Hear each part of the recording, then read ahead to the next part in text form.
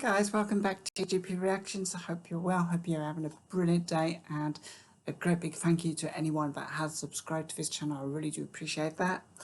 So I'm going to be reacting now to this was actually the follow-up single to the last film by Kissing the Pink, and I don't think it ever actually entered the UK top 40 or even the top 75, but yeah, this was a second single release by Kissing in the Pink, Love Lasts Forever, from the album Naked, which came out around about May 1983.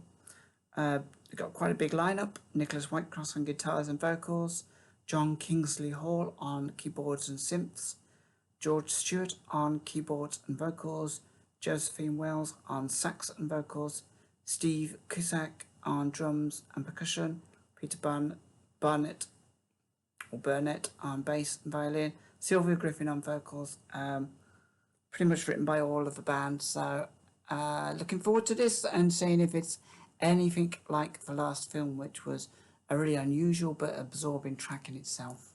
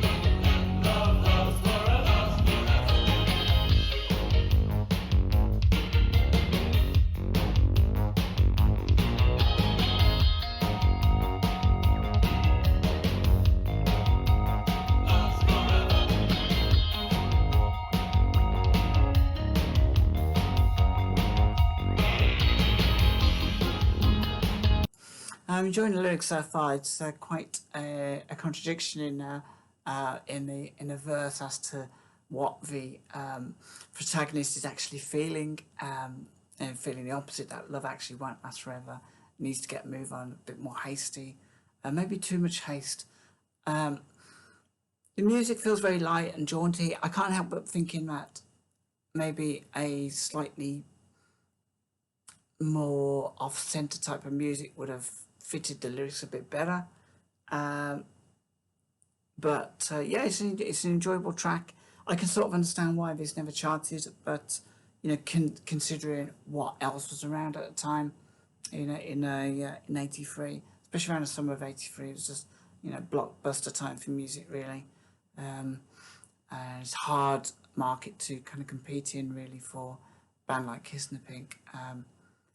And maybe they should have chosen another follow-up single or something, but it's all right. I'm really enjoying it, and very different to their first one, but I'm loving there's like a bit of a sax break going on there, Josephine Wells, and I like his style of singing too. As something I didn't really appreciate in the first one, so it's definitely kind of like wetting my whistle to for coming back to a bit more Kiss and the Pink. But this was enjoyable, not as enjoyable as the last film, but different. And imagine that on an album, it might be a nice contrast between different tracks and stuff. It helps fill the album out, so it's not all one type of style. Yeah, it's good so far.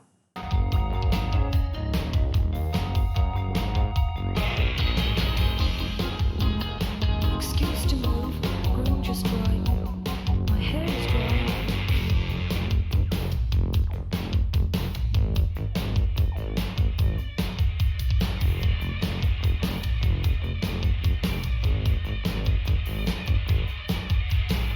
The body aches, I look all wrong. I feel worse. My hair is dry. The body moves in perfect time. Love that sound. With the fear, what's that for?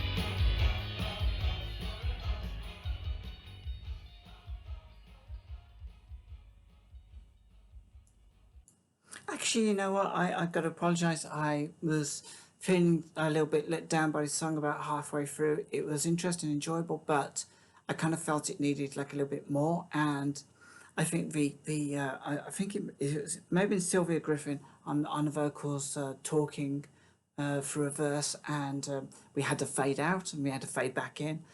And there was lots of interesting little bits of music as well, little bits of sound effects in the second half. Overall, like a really really good track then, and I still maintain that it probably wouldn't have been that successful, given the I suppose the polished quality of other music that was around at the time.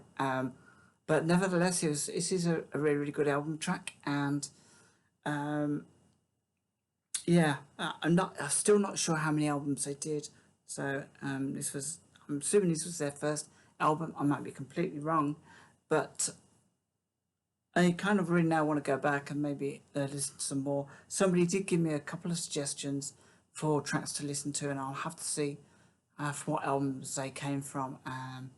But for this very first album, I'm kind of now curious to explore it a little bit further. So please join me in the comments below if you have any thoughts about this track, about the album. And till next time, take care of yourselves, and I'll speak to you all later.